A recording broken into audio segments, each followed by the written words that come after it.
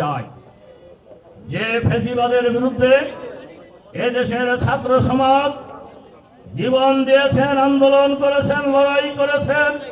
ফ্যাসিবাদ পালিয়ে গিয়েছে বিদেশ থেকে। উনি বক্তৃতা করার চেষ্টা করেন, উনি ঠুস করে ঢুকে পড়ার চেষ্টা করেন। আমি আপনাদের কাছে ক্লিয়ার বলে যেতে চাই, ফ্যাসিবাদ আর বাংলাদেশে আসবে না ইনশাআল্লাহ। ফ্যাসিবাদ আর বাংলাদেশে আসতে দেওয়া হবে না। বাংলাদেশে আর কোন ফ্যাসিবাদ এদেশের ছাত্র সমাজ প্রতিষ্ঠিত হতে দেবে না ইনশাআল্লাহ। আর তাদের এই কথা শুনে, ঠুস করে ঢুকে পড়ার কথা শুনে বাংলাদেশে যারা উকিঝুঁকি মারার চেষ্টা করতেছেন তাদেরকে আমি বলবো, উকিঝুঁকি মারা বন্ধ করেন। আপনাদের এই ফ্যাসিবাদের নেত্রী আর ফিরবে না। যারাই উকিঝুঁকি মারবেন, যারাই নড়াচড়া করবেন, তারাই বিপদে পড়বেন। কথা খুবই পরিষ্কার। আর অন্তর্বর্তীকালীন সরকারের কাছে আমরা আজকের এই সমাবেশে আহ্বান জানাতে চাই, ফ্যাসিবাদের দোসররা যে গণহত্যা চালিয়েছে, এই গণহত্যার বিচার অল্প সময়ের মধ্যে সম্পূর্ণ করতে হবে। আপনারা বিচার চান না? এদেশের মানুষ চায় না? আগে গণহত্যার বিচার। 2 নম্বর, ফ্যাসিবাদের দোসর এখনো সরকারের ভিতরে বাইরে লুকিয়ে আছে। তারা সরকারের ভিতরে থেকেই অন্তর্বর্তীকালীন সরকার উৎখাতের ষড়যন্ত্র করছে। সরকারের ভিতরে থেকেই অন্তর্বর্তীকালীন সরকারকে ডিস্টার্ব করার ষড়যন্ত্রে নিয়োজিত।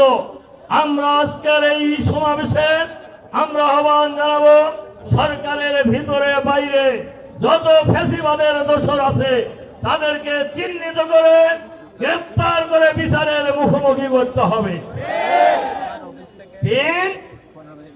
এই ফ্যাসিবাদের বিরুদ্ধে লড়াই করতে গিয়ে আমাদের অসংখ্য নেতা জীবন দিয়েছেন, কর্মী জীবন দিয়েছেন।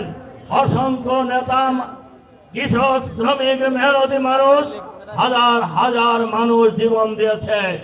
এই জীবন যারা দিয়েছেন তারা তো আল্লাহর দরবারে চলে গেছেন।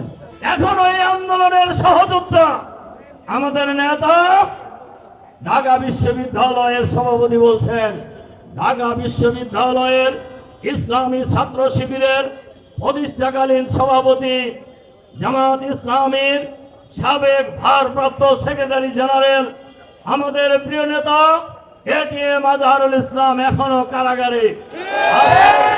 সমাবেশ থেকে আমরা অন্তর্বর্তীকালীন সরকারের কাছে আহ্বান জানাতে চাই, অবিলম্বে এটিএম আজহারুল ইসলামকে আপনারা মুক্তি দিন।